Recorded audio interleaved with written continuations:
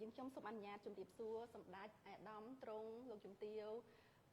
លោកស្រីអ្នកនាងកញ្ញានិងអ្នកដែលកំពុងតែទស្សនាទាំងអស់នៅពេលនេះចាថ្ងៃនេះសាកលវិទ្យាល័យវិទ្យាសាស្ត្រសុខាភិបាលមានសេចក្តីសោមនស្សរីករាយជាក្រៃលែងដែលបាននាំត្រឡប់មកវិញនៅវេទិកាជជែកអំពីការស្វែងយល់អំពីវិជ្ជាជីវៈសុខាភិបាលមួយចំនួនដែលយើងបានធ្វើជាស៊េរីរយៈពេលច្រើនដងកន្លងមកហើយចាអញ្ចឹងថ្ងៃនេះយើងមានប្រធានបទតាក់ទងជាមួយនឹងថាតើវិជ្ជាជីវៈបច្ចេកទេសវិទ្យុសាស្ត្រចូលរួមចំណែកថែរក្សាសុខុមាលភាពពេញមួយជីវិតរបស់យើងទាំងអស់គ្នាយ៉ាងដូចម្តេច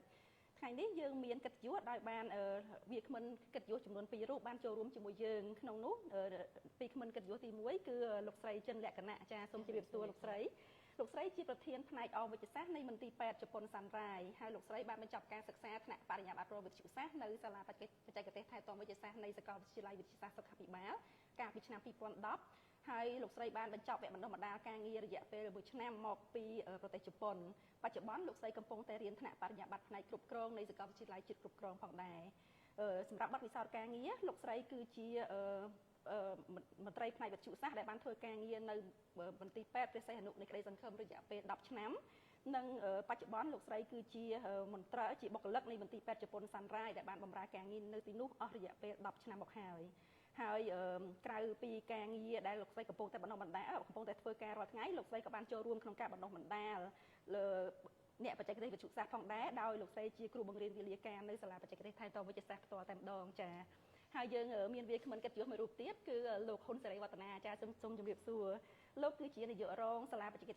ទេសថែទាំវិទ្យាសាស្ត្រនៃសាកលវិទ្យាល័យវិទ្យាសាស្ត្រសុខាភិបាលលោកបានបញ្ចប់ការសិក្សាថ្នាក់បរិញ្ញាបត្រគិលីនុបដ្ឋាកតាំងពីឆ្នាំ2008នៅសាធារណរដ្ឋគុយបាហើយលោកបានបញ្ចប់ការសិក្សាផ្នែកគរុកោសល្យសុខាភិបាលនៅសាកលវិទ្យាល័យហ្វីលីពីនកាលពីឆ្នាំ2015ផងដែរបច្ចុប្បន្នលោកជាប្រធានក្រុមការងារកែសម្រួលនិងចងក្រងកម្មវិធីសិក្សាជាតិថ្នាក់បរិញ្ញាបត្របច្ចេកទេសវិទ្យុសាស្ត្រនៅសាកលវិទ្យាល័យនៅសាកលវិទ្យាល័យវិទ្យាសាស្ត្រសុខាភិបាលយើងចាអញ្ចឹងដើម្បីកុំឲ្យខាតពេលយូរខ្ញុំសូមអនុញ្ញាតចាប់ផ្ដើមសំណួរតែម្ដងណោះចាអញ្ចឹងជាដំបូងសំណួរគឺខ្ញុំចង់សួរទៅលោកស្រីចិនលក្ខណៈចាសូមខ្ញុំចង់អនុញ្ញាតសូមឲ្យលោកស្រីជួយចែករំលែកថាតើវិជ្ជាជីវៈព្យាបាលបច្ចេកទេសវិទ្យុសាស្ត្រនេះមានសារៈសំខាន់អ្វីខ្លះសម្រាប់ការងារក៏ដូចជាសម្រាប់ប្រជាជនឬក៏សម្រាប់សុខុមាលភាពប្រជាជនយើងអញ្ចឹងណាចាសូមអញ្ជើញលោកស្រីចាអរគុណអ្នកគ្រូចាមានសួរលោកគ្រូចាថ្ងៃនេះខ្ញុំមានកិត្តិយសមែនតើដែលបានចូលរួមក្នុងការពិភាក្សាក្រមប្រធានបទតើវិជ្ជាជីវៈវិទ្យាសាស្ត្រសុខាភិបាលចូលរួមចំណែកថែរក្សាសុខុមាលភាពពេញមួយជីវិតរបស់យើងទាំងអស់គ្នាយ៉ាងដូចម្តេចចាអញ្ចឹងខ្ញុំសូមចូលសំណួររបស់អ្នកគ្រូចាដំបូងបំផុតគឺខ្ញុំសូមចូលថាតើវិជ្ជាជីវៈវិទ្យាសាស្ត្រតើអ្វីជាបច្ចេកទេសវិទ្យាសាស្ត្រអ្នកបច្ចេកទេសវិទ្យាសាស្ត្រអ្នកគ្រូណាចាតើអ្នកបច្ចេកទេសវិទ្យាសាស្ត្រនោះមានសារៈសំខាន់អ្វីខ្លះក្នុងវិស័យសុខាភិបាលរបស់យើងអញ្ចឹងខ្ញុំសូមចូលដំបូងបំផុតអ្នកបច្ចេកទេសវិទ្យាសាស្ត្រគឺជាអ្នកជំនាញមួយដែលអ្នកជំនាញដែលប្រើប្រាស់ម៉ាស៊ីនរូបភាពវិទ្យាសាស្ត្រចាម៉ាស៊ីនរូបភាពវិទ្យាសាស្ត្រហ្នឹងមានអ្វីខ្លះចាម៉ាស៊ីនរូបភាពវិទ្យាសាស្ត្រហ្នឹងមានដូចជាគេហៅថា ultrasound ដែលយើងរកធម្មតាយើងហៅថា echo ណាគ្រូចាហើយនឹងម៉ាស៊ីន MRI ចាម៉ាស៊ីន MRI គឺយើងអាចមើលទៅលើបន្ទូខ្លួនរបស់យើងបានដូចគ្នាប៉ុន្តែខ្ញុំសូមបញ្ជាក់បន្តិច ultrasound ជាមួយនឹង MRI ហ្នឹងគឺអត់ប្រើកាំរស្មីទេចាហើយយើងមានម៉ាស៊ីនដូចជា X-rayចាម៉ាស៊ីន mammography តែ mammography ដែលទាំងអស់គ្នាតែងតែដឹងយើងប្រើសម្រាប់ screening ទៅលើសដន់ចាថាមានដុំអត់មានបញ្ហាអត់ចាហើយអញ្ចឹងតកតងមួយនឹងមើលទៅលើកំហាប់ឆ្អឹងចាគឺយើងត្រូវប្រើប្រាស់ម៉ាស៊ីនដូចគ្នាហើយម៉ាស៊ីន CT scan ហើយមួយទៀតយើងប្រើម៉ាស៊ីន angiography ចា angiography រៀងពិសេសជាងគេបន្តិច angiography យើងប្រើប្រាស់ពីរ purpose ទី1គឺយើងអាចធ្វើ diagnosis ដែលយើងហៅថារោគវិនិច្ឆ័យចាទី2គឺយើងព្យាបាលហ្មងព្យាបាលនៅខាងក្នុងសរសៃឈាមតែម្ដងចាអញ្ចឹងម៉ាស៊ីនទាំងអស់ហ្នឹងគឺប្រើប្រាស់ដោយអ្នកបច្ចេកទេសវិទ្យាសាស្ត្រដែលត្រូវការអ្នកជំនាញដើម្បីជួយប្រើប្រាស់ម៉ាស៊ីនហ្នឹងចាអញ្ចឹងយើងប្រើប្រាស់ម៉ាស៊ីនហ្នឹងហើយចាមានសារៈសំខាន់អ្វីខ្លះចាសារៈសំខាន់គឺម៉ាស៊ីនទាំងអស់ហ្នឹងជួយរុករកបញ្ហារបស់អ្នកជំងឺហើយបញ្ហារបស់អ្នកជំងឺហើយបានជារកបញ្ហារបស់អ្នកជំងឺទៀតចាចឹងដើម្បីជួយការព្យាបាលរបស់គ្រូពេទ្យហ្នឹងទៅតាមអ្វីដែលយើងបានរកឃើញចាហ្នឹងគឺជាអ្នកបច្ចេកទេសវិទ្យាសាស្ត្រហើយសារៈសំខាន់ដែលគាត់ចូលរួមក្នុងវិស័យសុខាភិបាលយ៉ាងធំចា ចាចាអរគុណច្រើនអរគុណច្រើនលោកស្រីចាអញ្ចឹងខ្ញុំសូមអនុញ្ញាតឲ្យអ្នកគ្រូអញ្ចឹងដើម្បីស្រួលណាអ្នកគ្រូចាចាអញ្ចឹងអ្នកគ្រូបានលើកឡើងហើយខ្ញុំមិនសង្ខេបឡើងវិញទេអំពីថាតើស្អីទៅដែលជាអាជីពឬក៏វិជ្ជាជីវៈបច្ចេកទេសវិទ្យាសាស្ត្រនេះហើយលោកស្រីក៏បានរៀបរាប់អំពីសារៈសំខាន់អញ្ចឹងខ្ញុំចង់សូមអនុញ្ញាតឲ្យលោកស្រីជួយបន្ថែមបន្តិចទៀតថាតើវិជ្ជាជីវៈនេះក្រៅពីសារៈសំខាន់ដែលលោកស្រីបានរៀបរាប់ហ្នឹងតែវាចូលរួមជួយដល់ការការពារក៏ដូចជាព្យាបាលទៅលើសុខភាពរបស់ប្រជាជនយើងយ៉ាងដូចម្ដេចដែរបើរាប់តាំងពីពេលកើតរហូតដល់ពេលយើងចាស់អញ្ចឹងណាលោកស្រីចាចាអរគុណអ្នកគ្រូសម្រាប់សំណួរចាក៏ពិតយើងចូលរួមទាំងអស់តាំងពី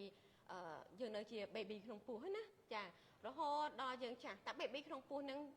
យើងចូលរួមចំណែកមិនចាសម្រាប់អ្នកបច្ចេកទេសសាស្ត្រចាអញ្ចឹងទី1គឺពេលដែលក្នុង baby តែថាអូនអ្នកម្ដាយក្រោយពីឃើញថាខ្លួនឯងសង្ស័យមានផ្ទៃពោះអញ្ចឹងគាត់អាចពិនិត្យមើលទឹកនោមឯងឃើញឯងប៉ុន្តែសំខាន់មួយទៀតថាតើកូនគាត់នៅក្នុងស្បូនឬក៏អត់ចាអញ្ចឹងគាត់ត្រូវទៅរម៉ាស៊ីនអីដើម្បីថាតើកូនរបស់គាត់ក្នុងស្បូនអត់ចាអញ្ចឹងទី1យើងត្រូវប្រើអេកូហ្នឹងឯងចាអញ្ចឹងអេកូគឺជាផ្នែកមួយនៅក្នុងវិទ្យាសាស្ត្ររបស់យើងផ្នែកវិទ្យាសាស្ត្ររបស់យើងចាហើយអញ្ចឹងតើជួយយ៉ាងម៉េចទៀតតាំងពីយើងនៅក្នុងពោះមកអញ្ចឹងធម្មតាគ្រូពេទ្យនឹងមានការតាមដានតទៅទៀតសម្រាប់កូន baby នៅក្នុងពោះអញ្ចឹងណាចាថាតើកូនមានបេះដូងនៅកូនមានការវិវត្តមិនប្រក្រតីអត់ចានេះគឺជាយើងចូលរួមចំណែកក្នុងការ check សុខភាពកូននៅក្នុងផ្ទៃពោះនៅក្នុងពោះចាហើយបើសិនជាភាពមិនធម្មតាអញ្ចឹងគ្រូពេទ្យគាត់ចាប់ផ្ដើម take action ផ្សេងទៀតដែរចាអញ្ចឹងគាត់ត្រូវធ្វើម៉េចឲ្យយោបល់ទៅម្ដាយយ៉ាងម៉េចចានេះគឺជាការចូលរួមពីដំបូងដែលកូននៅក្នុងពោះចាបន្ទាប់ពីកូនកើតមកយើងក៏មានហៅមួយទៀតថា hair check up សម្រាប់កុមារណាអ្នកគ្រូចាអញ្ចឹងជាទូទៅ hair check up សម្រាប់កុមារគឺយើងប្រើដំបូងផុតគឺយើងប្រើតែអេកូទេចាយើងអត់ចង់ប្រើប្រាស់ម៉ាស៊ីនដែលមានកាំរស្មីទេសម្រាប់កុមារចាអញ្ចឹងជិះវៀងតែសំខាន់បំផុតឧទាហរណ៍ថាអូខេដាច់ខាតត្រូវទៅថាចង់រកវិនិច្ឆ័យអាលិកសួតឬក៏អីចឹងទៅដាច់ខាតត្រូវទៅកាំរស្មីបានយើងត្រូវការហ្នឹងអញ្ចឹងយើងចូលរួមសំខាន់គេគឺម៉ាស៊ីនអេកូសម្រាប់កូនដែលទៅកើតមករហូតដល់ថាវ័យកុមារភាពណាគ្រូចាបន្ទាប់មកទៀតយើងអាចនិយាយថាមនុស្សពេញវ័យរហូតដល់ចាស់ចាមនុស្សពេញវ័យដែលយើងទាំងអស់គ្នាតែងតែដឹងហើយពេញវ័យគឺវ័យមួយយើងរលុយហ្នឹងណាចាទាំងអស់គ្នារលុយឯងហើយដល់ពេលទៅនឹងរលុយបើយើងភ្លេចគិតណាយើងក៏រកជំងឺដែរចាអញ្ចឹងខ្ញុំសូមស្នើតាមទាំងលោកគ្រូអ្នកគ្រូក៏ដូចជាអ្នកដែលគាត់កំពុងទស្សនាហ្នឹងកុំភ្លេចថាពេលរលុយផងត្រូវគិតសុខភាពខ្លួនឯងផងកុំរកជំងឺមកតាមអញ្ចឹងយើងត្រូវមានមួយគេហៅថាយើងចូលរួមចំណែកក្នុងការឆែកសុខភាពចាហើយបន្ទាប់ពីឆែកសុខភាពហើយនេះគឺផ្នែកវិទ្យាសាស្ត្ររបស់យើងចូលរួមចំណែកទាំងអស់គ្នាណាវិទ្យាឆែកសុខភាពហើយបន្តតាមដានអ្នកជំងឺដែលគាត់រកឃើញថាមានជំងឺហើយយើងបន្តការតាមដានចាក៏ផ្នែកវិទ្យាសាស្ត្ររបស់យើងចូលរួមចំណែកដែរហើយបន្តមកទៀតយើងគឺជាអ្នកមួយដែលសំខាន់ជាងគេក្នុងការការពារកាំរស្មីសម្រាប់អ្នកជំងឺតើយើងប្រើប្រាស់មិនដើម្បីអ្នកជំងឺមានសុវត្ថិភាពហើយសុវត្ថិភាពទៅអ្នកជំងឺសុវត្ថិភាពទៅយើងអញ្ចឹងខ្ញុំសូមចូលមួយតកតងនឹង hair check up ហ្នឹងគឺយើងប្រើប្រាស់សឹងតែគ្រប់ម្ដងវិធីគ្រប់ឧបករណ៍នៅក្នុងផ្នែកបច្ចេកទេសវិទ្យាសាស្ត្រនឹងតែម្ដងចាឧទាហរណ៍ថាអ្នកទៅតាមទៅលើកញ្ចប់ដែលគាត់ទិញឧទាហរណ៍កញ្ចប់ខ្លះគាត់ទិញពាក់ព័ន្ធទៅធ្វើតែអ៊ីស្រ៉េចាកញ្ចប់ខ្លះគាត់មានអ៊ីស្រ៉េមានអេកូចាកញ្ចប់ខ្លះគាត់ទិញមកមានអេកូមាន scan ចាហើយមាន MRI ចូលគ្នាអញ្ចឹងទៅអញ្ចឹងតាមកញ្ចប់ដែលគាត់ទិញអញ្ចឹងពេលដែលគាត់ធ្វើ hair check up ហើយអញ្ចឹងគាត់មានលទ្ធផលពីរគាត់จะឃើញធម្មតាឬក៏មានបញ្ហាចាអញ្ចឹងបើឃើញធម្មតាទេគាត់នឹងបន្តតាមដានទៅតាមគ្រូពេទ្យណាត់បើថាមួយឆ្នាំម្ដង3ឆ្នាំម្ដងទៅតាម package ដែលគាត់ទិញអញ្ចឹងទៅគ្រូពេទ្យអាចស្នើសុំទៅតាមនឹងហើយមួយទៀតបើសិនជាឃើញភាពមិនធម្មតាចាឃើញមានបញ្ហាអញ្ចឹងគ្រូពេទ្យនឹងណាត់គាត់ដែរថ្ងៃក្រោយទៀតអូខេអាច3ខែ6ខែអញ្ជើញមកវិញតាមបានអញ្ចឹងកន្លែងនេះសារៈសំខាន់បំផុតហ្នឹងគឺគាត់អាចរកឃើញជំងឺមុនដែលជំងឺរបស់គាត់នេះវិវត្តទៅធ្ងន់ធ្ងរចាអញ្ចឹងអានឹងជាផលប្រយោជន៍នៃដែលយើងធ្វើ hair check up ហើយកន្លែងដែលអ្នកបច្ចេកទេសវិទ្យាសាស្ត្ររបស់យើងហ្នឹងចូលរួមក្នុងការថែទាំសុខភាពរបស់គាត់ចាមួយទៀតគឺបន្តការតាមដានអញ្ចឹងមានថាជំងឺដូចតាមដាតារបស់ក្រសួងសុខាភិបាលអ្នកជំងឺមួយចំនួនដែលគាត់អញ្ជើញទៅដល់ពេទ្យហ្នឹងគឺមានន័យថាធ្ងន់ធ្ងរបាត់ទៅហើយចាអញ្ចឹងដើម្បីអ្នកជំងឺដែលគាត់រកឃើញដែលគាត់អញ្ជើញទៅពេទ្យគាត់ដឹងថាខ្លួនគាត់មានបញ្ហានេះអញ្ចឹងយើងជាអ្នកមួយដែលតាមដានជំងឺរបស់គាត់អញ្ចឹងឧទាហរណ៍ថាគាត់មកដល់គាត់មានដុំហីអញ្ចឹងយើងវាស់ដុំឲ្យគាត់ថ្ងៃហ្នឹងគាត់អញ្ជើញមកអញ្ចឹងអូដុំតូចអត់ធំអត់ គាត់ត្រូវធ្វើមកទៀតអញ្ចឹងយើងផ្សាយផ្ញើហ្នឹងទៅគ្រូពេទ្យអញ្ចឹងផលប្រយោជន៍ដ៏ធំបំផុតគ្រូពេទ្យគាត់អាចចាស់ការព្យាបាលរបស់គាត់ហ្នឹងថាអូខេជំងឺហ្នឹងតូចហើយគាត់ត្រូវធ្វើមកទៀតថ្ងៃមុខគាត់ត្រូវធ្វើមកទៀតបើសិនជាអត់តូចទេធំអញ្ចឹងគាត់ត្រូវប្រែប្រួលការព្យាបាលរបស់គាត់ផ្លែនឹងការព្យាបាលចាអញ្ចឹងហ្នឹងជាការចូលរួមចំណែករបស់យើងនៅក្នុងការថែទាំសុខភាពរបស់គាត់ក្នុងពេលដែលគាត់រកឃើញជំងឺហើយបន្តមកទៀតចំណុចទី3គឺសំខាន់ជាងគេចាការពារគាត់ពីជំងឺការពារគាត់ពីកម្មរស្មីចាអញ្ចឹងការការពារគាត់ពីកម្មរស្មីទី1យើងអ្នកបច្ចេកទេសសាស្ត្រយើងត្រូវដឹងថាបន្ទប់យ៉ាងម៉េចស្តង់ដាអ្នកជំងឺអត់ទទួលបានកម្មរស្មី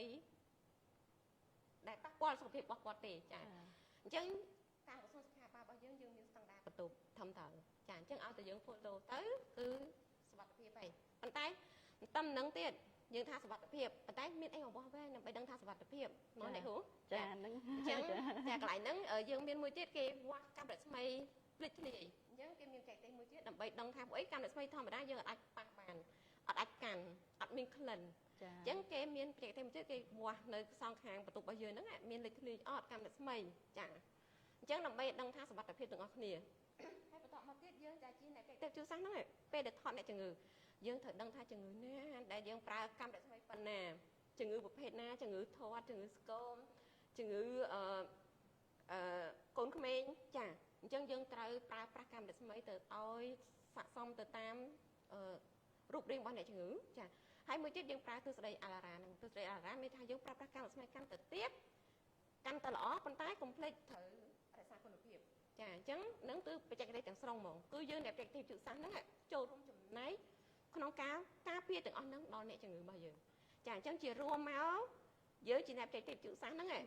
ចូលរួមយ៉ាងសំខាន់មែនតើតាំងពីអ្នកជំងឺនៅក្នុងពោះចារហូតដល់គាត់វ័យចាស់ចាហើយបើយើងនិយាយស្រួលស្ដាប់ទៅវត្តជីវិតរបស់គាត់តែម្ដងចាវត្តមួយជីវិតរបស់គាត់ហ្មងតាំងពីកើតរហូតដល់ថ្ងៃដែលគាត់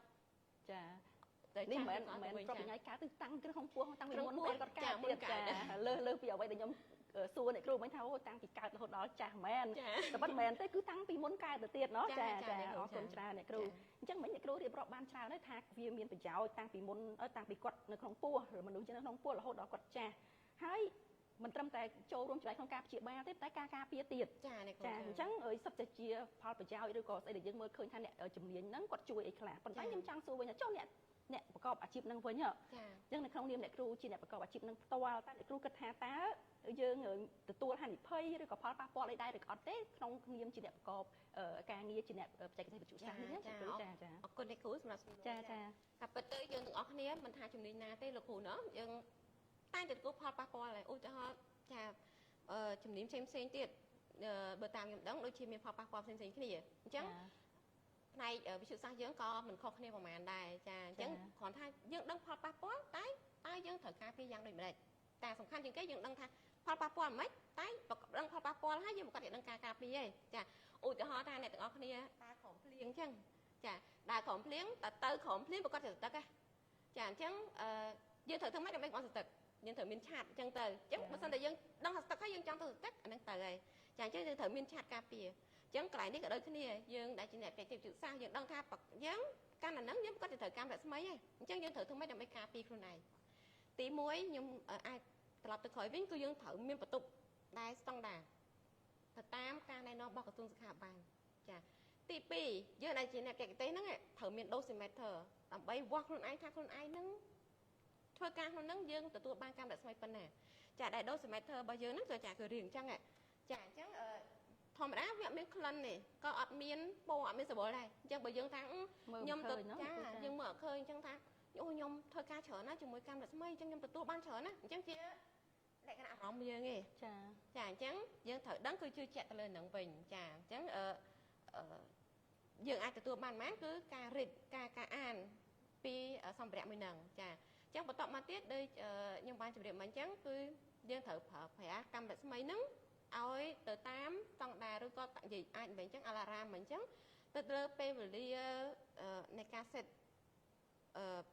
parameter ដើម្បីថតអ្នកជំងឺហ្នឹងហើយនឹងប្រវាយយ៉ាងម៉េចហើយបន្តមកយើងត្រូវការពារគាត់យ៉ាងម៉េចចាខ្លួនឯងក៏ត្រូវតែការពារអញ្ចឹងដូចគ្នាចាអញ្ចឹងបន្តមកទៀតយើងត្រូវមានការវាស់ការសាយភាយនៃកម្មរស្មីហ្នឹងចា ថាតើប្រួយពីបន្ទប់ស្តង់ដារហើយយើងរៀបចំអស់ហើយតើមានការខ្សែភាជុំវិញបន្ទប់យើងអត់អញ្ចឹងអាការខ្សែភាជុំវិញហ្នឹងយើងការពារទាំងយើងជាអ្នកបច្ចេកទេសហើយយើងការពារទាំងអតិថិជនផ្សេងទៀតដែលមិនមែនជាអ្នកជំងឺដែលគាត់ជួនកាលគាត់គ្រាន់តែដើរកាត់បន្ទប់របស់យើងហ្នឹងក៏គាត់អាចប៉ះកម្មអ្នកស្មីដែរអញ្ចឹងពេលដែលយើងវាស់ជុំវិញបន្ទប់របស់យើងអត់មានបញ្ហាអញ្ចឹងយើងអាចការពារខ្លួនយើងការពារអ្នកជំងឺការពារទៅលើអតិថិជនផ្សេងទៀតដែលគាត់នៅជុំវិញហ្នឹង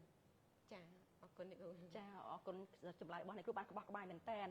ញ្ចឹងខ្ញុំសូមអនុញ្ញាតសួរបន្ថែមបន្តិចទៀតនៅលើហ្នឹងអ្នកគ្រូចាព្រោះយើងដឹងថាអ្នកគ្រូប្រើពាក្យថៃយើងដែរហាលភ្លៀងយើងបើមិនការពារកុំឲ្យទឹកយើងត្រូវមានវិធីការពារអញ្ចឹងច្បាស់ជាមានអ្នកគិតថាអូច្បាស់ជានៅតែមានឱកាសទឹកអញ្ចឹងត្រូវអញ្ចឹងអ្នកគ្រូចាអញ្ចឹងគាត់នៅតែប្រហែលជាមិនទាន់អស់ចិត្តបើសិនយើងខ្ញុំជាអ្នកស្ដាប់វិញមកទៅណានៅតែមិនទាន់អស់ចិត្តថាតើអាការពារហ្នឹងវាបានកម្រិតណាហើយកន្លងមកហ្នឹងតើតាមបទពិសោធន៍អ្នកគ្រូហ្នឹងធ្លាប់ឃើញថាមានអ្នកទទួលហានិភ័យមកពីបញ្ហាវិទ្យាសាស្ត្រហ្នឹងដែរឬក៏អត់ទេហើយហានិភ័យហ្នឹងវាធំទូចកម្រិតណាអីអញ្ចឹងអ្នកគ្រូចាហើយការការពារហ្នឹងគួរតែ strict កម្រិតណាអញ្ចឹងអ្នកគ្រូអាចបន្ថែមបន្តិចទៀតបានអ្នកគ្រូអរគុណអញ្ចឹងខ្ញុំសូមត្រឡប់ទៅរករបស់ដែលមើលឃើញហ្មងហើយរបស់ដែលមានលទ្ធផលដែលឲ្យយើងអាចថាត្រូវមែនឬក៏មិនមែនចាអញ្ចឹងយើងនិយាយមួយគឺដូរសម័យតហ្នឹងហើយចាអញ្ចឹងខ្ញុំធ្វើការនៅហ្នឹងជាងចាចូល5 10ឆ្នាំជាងហើយអ្នកគ្រូចាក្នុងវិស័យវិទ្យាសាស្ត្រហ្នឹងអ្នកគ្រូចាអញ្ចឹងជាទូទៅខាងកន្លែងដែលខ្ញុំធ្វើការហ្នឹងគឺមុនដំបូងគឺគាត់អានមួយខែម្ដងដល់អានមួយខែម្ដងផ្ញើទៅអានមួយខែម្ដងគឺយើងមួយខែយើងទទួលបាន 0.001 មីលីស៊ីវិតអញ្ចឹងទៅជួនកាលអ្នកខ្លះបាន00ហ្មងចាអញ្ចឹងតាមលទ្ធផលហ្នឹងគឺពួកខ្ញុំ3ទៅចាប្រហែលជាចូល4ឆ្នាំពួកខ្ញុំគឺអានអញ្ចឹងរហូតហើយអត់ឃើញមានផលប៉ះពាល់អីទេបន្តមកទៀតក៏ពួកខ្ញុំគិតថាបើផលប៉ះពាល់ពួកខ្ញុំអាន3ខែម្ដងអាន3ខែម្ដងលទ្ធផលក៏ដូចគ្នាគឺអត់ពួកខ្ញុំអាចទទួលបានទេចាអត់អាចទទួលបានដល់ពេលអញ្ចឹងហ្នឹងជាផុសតាងមួយហ្មងចានេះជាវិជ្ជាឋានដែរពិតជាអត់មានមែនយើងការពារបានដិតដល់ពិតមែនចាឆាប់យើងហ្នឹងធំល្អជាងមែនអ្នកគ្រូចា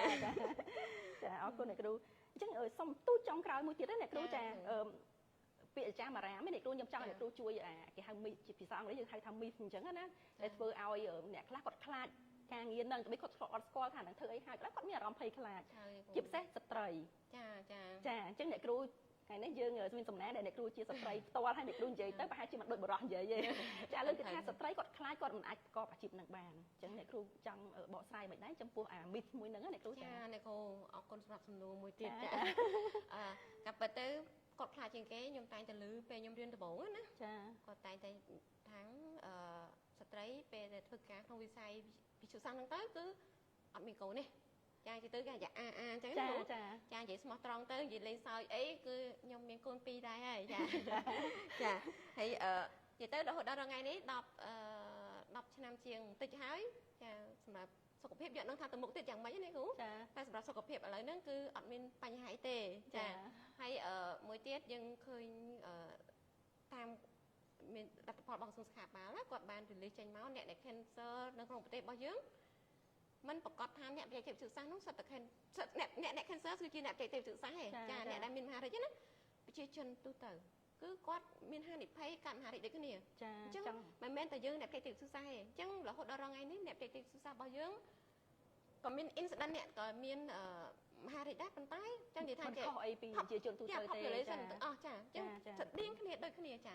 អ្នកគ្រូអរគុណអ្នកគ្រូមែនតើចាបានក្បោះក្បាយមែនតើចាអញ្ចឹងខ្ញុំដូចជាមិនមានសំណួរអីទៀតទេខ្ញុំរងចាំមើលបើសិនជាមានប្រិយមិត្តមានសំណួរខ្ញុំនឹងជម្រាបជូនអ្នកគ្រូបន្តបន្ថែមទៀតចាអញ្ចឹងបន្តនេះខ្ញុំចង់ជម្រាបសួរទៅលោកហ៊ុនសេរីវឌ្ឍនាវិញចាចេះដោយសារអ្នកគ្រូបានមានប្រសាសន៍ហើយអំពីសារៈសំខាន់អំពីអីផ្សេងទៀតកម្មជំនាញនេះជួយអីខ្លះអីចឹងអ្នកគ្រូបានមានប្រសាសន៍ហើយអញ្ចឹងខ្ញុំចង់ជម្រាបសួរលោកវឌ្ឍនាថាតើដើម្បីឲ្យនិស្សិតយើងដែលមានចំណាប់អារម្មណ៍នេះថាតើគាត់ចង់ខ្លាយខ្លួនគាត់ជាអ្នកបច្ចេកទេសវិទ្យាសាស្ត្រនេះគាត់ត្រូវធ្វើម៉េចហើយសាលាមានផ្ដល់កម្មវិធីបណ្ដុះបណ្ដាលអីខ្លះដែរអត់ទេតាក់ទងជាមួយនឹងកម្មវិធីមួយនេះអញ្ចឹងណាចាបាទអរគុណច្រើនចាចឹងនៅក្នុងចំណុចដែលគ្រូបានចោទសួរថាតើនិស្សិតត្រូវត្រៀមលក្ខណៈយ៉ាងដូចម្ដេចបាទនៅក្នុងនេះជាចំណុចមួយដែលសំខាន់ហើយបងប្អូននិស្សិតមួយចំនួនដែលទើបតែជាប់ថ្នាក់ទី12ថ្មីហ្នឹងខ្លះទៅក៏យល់ដឹងខ្លះទៅក៏មិនទាន់យល់ដឹងថាតើត្រូវត្រៀមលក្ខណៈយ៉ាងម៉េចដើម្បីចូលរៀននៅសាកលវិទ្យាល័យវិទ្យាសាស្ត្រសុខាភិបាលលើជំនាញផ្នែកវិជ្ជាជីវៈបច្ចេកទេសវិទ្យាសាស្ត្របាទអញ្ចឹងនៅក្នុងចំណុចនេះអ្វីដែល លក្ខណៈនោះទី1គឺត្រៀមលក្ខណៈទៅលើផ្លូវកតេយុត្តគឺឯកសារដែលចាំបាច់នោះគឺសញ្ញាបត្រទី12ឬក៏យើងហៅថាសញ្ញាបត្រមធ្យមសិក្សាទុតិយភូមិហើយចំពោះបងប្អូនដែលទើបតែជាប់ថ្មីនេះគាត់មិនទាន់បានដកសញ្ញាបត្របាននេះគាត់អាចមានជាវិញ្ញាបនបត្របដិអាសន្នដែលបញ្ជាក់ថាជាប់ថ្នាក់ទី12ហ្នឹងបាទអញ្ចឹងអាចប្រើប្រាស់បានហើយទន្ទឹមនឹងនោះក៏អាចត្រូវការឯកសារមួយចំនួនដើម្បីសម្គាល់អត្តសញ្ញាណខ្លួនដែរដូចជាអត្តសញ្ញាណប័ណ្ណឬក៏ការសិស្សថ្នាក់ទី12ហ្នឹងដើម្បីបង្ហាញអំឡុងពេលដែលត្រូវដាក់ទៀតហើយគាត់ជួននៅក្នុងអំឡុងពេលនេះជាអំឡុងពេលដែលថ្នាក់ជាតិគឺថារាល់ការប្រឡងចូលរៀននៅក្នុងវិស័យសុខាភិបាលនេះគឺចាំបាច់ត្រូវការឆ្លងកាត់ការប្រឡងជ្រើសរើសចូលរៀនថ្នាក់ជាតិបាទកាលណាប្រឡងជាប់ទើបអាចរៀនបាននៅក្នុងសាកលវិទ្យាល័យបាទហើយអញ្ចឹងនៅក្នុងចំណុចនេះអ្វីដែលនិស្សិតដែលយើងត្រូវការចូលរួមនោះគឺត្រូវការកសាងសមត្ថភាពបាទសមត្ថភាពខ្លួនឯងនេះគឺចាំបាច់ថាសមត្ថភាពអ្វីខ្លះដែលត្រូវការទី1គឺសមត្ថភាពខ្លួនឯងទៅលើការសិក្សាចូលរួមក្នុងការប្រឡងប្រជែងបាទន័យថាយើងប្រឡងប្រជែងបានឈ្នះគេបានកម្រិតចំនួនឈ្នះគេនោះគឺយើងអាចនឹងចូលរៀនបានបាទគឺនៅក្នុងនោះគឺត្រូវមានជំនាញដូចជាត្រូវពង្រឹងសំខាន់គឺជីវវិទ្យាបាទគីមីវិទ្យាហើយនិងគណិតវិទ្យាបាទក្នុង3ជំនាញនេះគឺសំខាន់បាទហើយត្រូវប្រឹងប្រែងយ៉ាងណាស់ឲ្យបាននៅក្នុងកម្រិតហើយនៅក្នុងនេះក៏ជាឱកាសល្អដែរដែលសាកលវិទ្យាល័យជាសាស្ត្រស្ថាប័នយើងនេះគឺជ្រើសរើសនិស្សិតច្រើនចំនួនច្រើនឆ្នាំនេះលើកពីឆ្នាំមុនបាទក្នុងតាមព័ត៌មានហ្នឹងដូចជាដល់ទៅ120នាក់នោះខ្ញុំចាំអត់មើលដល់ទៅប៉ុន្មានសំខាន់គឺសមត្ថភាពហ្នឹងកាលណាយើងប្រឡងបានជាប់កម្រិតដែលអាចជ្រើសរើសបានគឺគេឲ្យចូលរៀនបាទហើយអ្វីដែលសំខាន់នោះយើងថាមានឯកសារកតេយុត្តផងមានសមត្ថភាពផងបាទប៉ុន្តែកុំភ្លេចថាអ្វីដែលសំខាន់គឺជំនាញនៃការសម្រេចចិត្តជំនាញនៃការសម្រេចចិត្តនោះយ៉ាងម៉េចគឺយើងសម្រេចចិត្តជ្រើសរើសយកសាកលវិទ្យាល័យណាដែលមានគុណភាពបាទហើយនៅក្នុងនេះសាកលវិទ្យាល័យយើងនេះជាសាកលវិទ្យាល័យជាសាស្ត្រសុខាភិបាលដែលមានចំណាស់ជាងគេបាទហើយជាទូទៅគឺបង្កើតមុខវិជ្ជាបដិបដាលឬផ្នែកជំនាញបច្ចេកទេសវិទ្យាសាស្ត្រនេះតាំងពីឆ្នាំ2007មកនេះបាទដល់នេះមានតែមួយគត់ដែលយើងបដិបដាលបានចប់រហូតដល់ចំនួនទី17បាទដល់ថ្ងៃ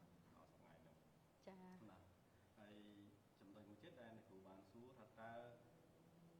លក្ខខណ្ឌនឹងដើម្បីចូលរៀនបានយើងប្រឡងជាប់ហើយតើធ្វើម៉េចយើងបំពេញពាក្យដាក់ពាក្យនេះបាទជានិស្សិតដែលខ្ញុំមិនទាន់ដឹងថាតើត្រូវរៀបចំយ៉ាងម៉េចហ្នឹងអញ្ចឹងនៅក្នុងអំឡុងពេលនេះគឺយុទ្ធនាការផ្សព្វផ្សាយឲ្យដាក់ពាក្យហើយថ្ងៃដែលចាប់ទទួលពាក្យដាក់ពាក្យចូលរៀននោះបាទអាចបងប្អូននិស្សិតមកដាក់ពាក្យនៅសាកលវិទ្យាល័យវិទ្យាសាស្ត្រសុខាភិបាលយើងតែម្ដងគឺចាប់ពីថ្ងៃទី11ធ្នូរហូតទៅដល់ថ្ងៃទី10មករាឆ្នាំ2021បាទហើយចំពោះការប្រឡងហ្នឹងគឺមានការជូនដំណឹងនៅក្នុងដាក់ជាតិបាទហើយនៅក្នុងឯកសារដាក់ជាតិក៏បានដាក់ការបច្ឆេទដែរអាចប្រឡងដាក់បញ្ញត្តិរងហ្នឹងគឺចាប់ពីថ្ងៃទី31ខែមករារហូតដល់ថ្ងៃទី1ខែកុម្ភៈឆ្នាំ2021ខាងមុខហ្នឹងបាទអញ្ចឹងអ្វីដែលសំខាន់ហ្នឹងគឺបងប្អូននិស្សិតហ្នឹងគឺត្រូវគាត់ត្រៀមលក្ខណៈឲ្យរួចរាល់បាទយើងកុំភ្លេចគឺសមត្ថភាពសំខាន់តបមកគឺការជ្រើសរើសលើសាកលវិទ្យាល័យជាសាស្ត្រស្ថាប័នចាចាអញ្ចឹង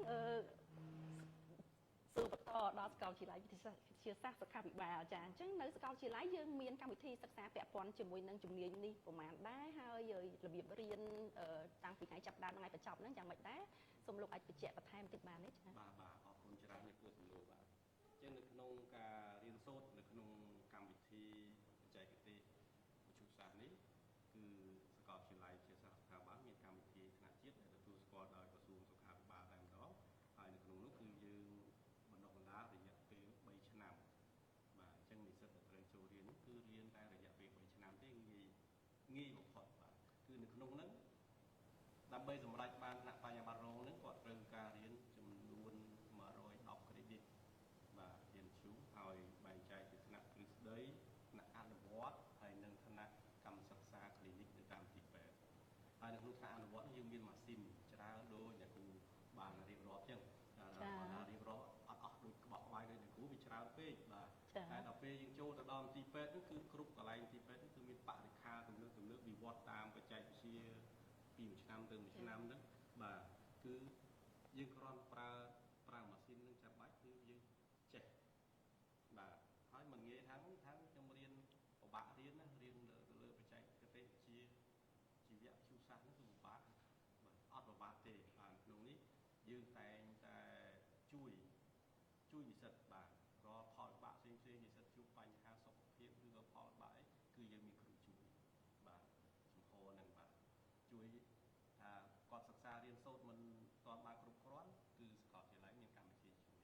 ក្រៅជួយបញ្ចូលជួយណែនាំជួយលើកទឹកចិត្តបាទជួយដោះស្រាយបញ្ហាផងចាអរគុណច្រើនសូមចាលោកគ្រូវិជ្ជាជីវៈនេះជាវិជ្ជាជីវៈមួយពិសេសត្រង់ថាសប្តាហ៍ថ្ងៃយើងនៅទូលំទូលាយបាទហើយតាំងពីយើងបដិបដាមកនៅក្នុងទូទាំងប្រទេសហ្នឹងនៅបានត្រឹមតែ291នាក់បាទហើយចំនួននេះគឺចំនួនដែលនៅតិចបាទធៀបនឹងចំនួនដែលតាមមន្ទីរពេទ្យថ្នាក់ជាតិថ្នាក់ក្រោមជាតិដែលតម្រូវឲ្យមានអ្នកចែកទេសជូសាហ្នឹងវាធ្វើផលធៀបទៅគឺតិចជាងចំនួនមន្ទីរពេទ្យនឹងចាត្រូវការទេអញ្ចឹងសប្តាហ៍ថ្ងៃអ្នកដែលបម្រើការសប្តាហ៍ថ្ងៃហ្នឹងអាចមានអ្នកចែកទេសជូសាខ្លះគាត់ធ្វើការលើកពី2កន្លែងបាទមានថាគាត់ធ្វើការនៅក្នុងកន្លែងស្ថាប័នរាជរដ្ឋាភិបាលឬក៏ស្ថាប័នសាធារណៈហើយគាត់មានពេលទំនេរខ្លះពេលវេលាក្រៅម៉ោងគាត់ត្រូវបន្ថែមឬក៏ពេលវេលាផ្សេងទៀតគឺគាត់មានច្រើនចូលបាទហើយចំពោះការចូលបម្រើការងារក្នុងក្របខ័ណ្ឌរដ្ឋវិញភាគច្រើនគឺអត្ថិភាពអូអញ្ចឹងរដ្ឋាភិបាលក្រសួងសុខាភិបាលយើងមានប៉ុស្តិ៍សម្រាប់អ្នកបច្ចេកទេសវិទ្យាសាស្ត្រហ្នឹងមានបាទចាបាទនេះគឺប្រឡងប្រជែងដែរចាតាមអាស្រ័យទៅលើការជ្រើសរើសខ្វះខាតនៅតាមទីពេទ្យបាទប៉ុន្តែភាគច្រើននិស្សិតដែលចប់ការសិក្សានៅសាកលវិទ្យាល័យនេះផ្នែកវិទ្យាសាស្ត្រគឺគាត់ការងារគាត់ច្រើនបាទចាអញ្ចឹងតាមបទពិសោធន៍របស់លោកផ្ទាល់សង្កេតឃើញថាក្រោយពីនិស្សិតបញ្ចប់ការសិក្សាហើយគាត់ត្រូវប្រើពេលប្រមាណដែរហើយភាគរយប្រមាណនៃនិស្សិតដែលបញ្ចប់ការសិក្សាដែរដែលបានទទួលការងារធ្វើក្នុងអាជីពហ្នឹងយើងមិនរាប់តែអ្នកដែលចប់ហើយគាត់ទៅធ្វើការងារតែការងារផ្សេងក្រៅពីអាជីពជាអ្នកបច្ចេកទេសវិទ្យាសាស្ត្រណាចាសម្រាប់តែនៅក្នុង area របស់គាត់នេះលោកគ្រូចាហើយក្នុងចំណោមអ្នកនិស្សិតដែលបញ្ចប់ការសិក្សាគឺភាគច្រើនសឹងទាំងអស់เนาะចាអូគឺធ្វើនៅក្នុងអាជីពហ្នឹងចាច្រើនបំផុតបាទព្រោះយើងកំពុងតែខ្វះស្រាប់ចាចឹងខ្ញុំសូមអនុញ្ញាតមើលបើសិនជាលោកគ្រូមានអីបន្ថែមទេលោកគ្រូអត់មានទេเนาะចាអញ្ចឹងដោយសារมันមានសំណួរអីច្បាស់លាស់ទេពីក្នុងនេះដោយសារគាត់មាន comment ល្អមួយចំនួនធំចាអញ្ចឹងខ្ញុំសូមអនុញ្ញាតសួរបន្ថែមទៅអ្នកគ្រូបន្តិចទៀតទៅអ្នកគ្រូចាដោយសារយើងរងចាំមើលសំណួរដែរចុងក្រោយនេះហើយបើដោយសារអត់មានអញ្ចឹងសូមអនុញ្ញាតសួរបន្ថែមអ្នកគ្រូមិនជាសំណួរអាចជាសូមជា comment ចាអញ្ចឹងបើក្នុងនាមអ្នកគ្រូជាអ្នកធ្វើការក្នុងអាជីពហ្នឹងអ្នកគ្រូមានអីជាពាក្យផ្ដាំផ្ញើទៅដល់និស្សិតយើងដែលគាត់ចាប់អារម្មណ៍ចង់បន្តការសិក្សាឬក៏ចាប់យកអាជីពមួយនេះអ្នកគ្រូចាអរគុណអ្នកគ្រូសម្រាប់សំណួរក៏ពិតកន្លែងនេះបើយើងនិយាយទៅអ្នកខ្លះគាត់ខ្លាចមិនសូវតរ៉ាត់យោគាត់ខ្លាចព្រោះណាជាគេទៅកម្មអ្នកស្មៃនឹងហ្មងចាអញ្ចឹងឥឡូវយើងមានហើយតែថាំងយើងខ្លាចកម្មអ្នកស្មៃតែយើងថាត្រូវធ្វើម៉េចដើម្បីការពារណាអាស្រ័យយើងពិភាក្សាគ្នាមិញនេះគ្រូណោះចាអញ្ចឹងយើងដឹងវិធីការពារហើយអញ្ចឹងហើយឱកាសការងារក៏ច្រើនដោយលោកគ្រូមានប្រសាសន៍មិញអញ្ចឹងទាំងអស់សឹងទាំងអស់គឺមានការងារធ្វើចាមានសឹងទាំងអស់គ្រូណោះមកពីអ្នកខ្លះគឺគាត់មាន business តខ្លួនទេដែលគាត់អត់ធ្វើហ្នឹងចាអញ្ចឹងហើយមួយទៀតគុណសម្បត្តិនៃការយើងចូលរួមក្នុងវិស័យនេះមួយគឺចូលរួមថែរក្សាសុខភាពប្រជាជនយើងទាំងមូលក៏ដូចជាខ្លួនយើងផ្ទាល់អញ្ចឹងដូចជាតាំងពីការដែលយើងពិភាក្សាគ្នាមិនអញ្ចឹងនេះគ្រូណោះតាំងពីការក្នុងពោះនោះអ្នកគ្រូតាំងក្នុងពោះរហូតដល់ចាស់អញ្ចឹងសតតែការចូលរួមចំណែកនៃអ្នកបច្ចេកទេសវិទ្យាសាស្ត្រដោយប្រើប្រាស់ម៉ាស៊ីនរូបភាពវិទ្យាសាស្ត្រដែលអាចប្រើប្រាស់ចេញអាចបង្កើតចេញពីរូបភាពចេញជារូបភាពមកបានអញ្ចឹងយើងមើលទៅថាយើងសុទ្ធតែត្រូវការម៉ាស៊ីនទាំងអស់ហ្នឹងចាហើយយើងចូលរួមចំណែកក្នុងការជួយគេទៀតបើនិយាយទៅយើងជាប្រទេសមួយដែលកាន់ពុទ្ធសាសនានេះគូណោះអញ្ចឹងយើងអាចមានការងារធ្វើសំរុំមួយយើងអាចជួយទៅលើអ្នកដទៃជុំវិញខ្លួនយើងដូចធ្វើបុណ្យណាចាដូចធ្វើបុណ្យទៀតចាហើយអាចថា benefit ទាំងអស់អាចថាចូលរួមទាំងអស់អញ្ចឹងជាចុងក្រោយគឺវិស័យបច្ចេកទេសវិទ្យាសាស្ត្រហ្នឹងគឺចូលរួមចំណែកយ៉ាងច្រើនក្នុងវិស័យសុខាភិបាលហើយក៏ដូចជាជួយខ្លួនយើងផ្ទាល់ហើយក្រុមគ្រួសារយើងទាំងមូលអញ្ចឹងខ្ញុំសូមផ្ដាំឲ្យក្មេងៗបងប្អូនដែលទៅចប់បាក់ឌុបអាចពិចារណាទៅលើ ការសិក្សាផ្នែកបច្ចេកទេសយុទ្ធសាស្ត្រ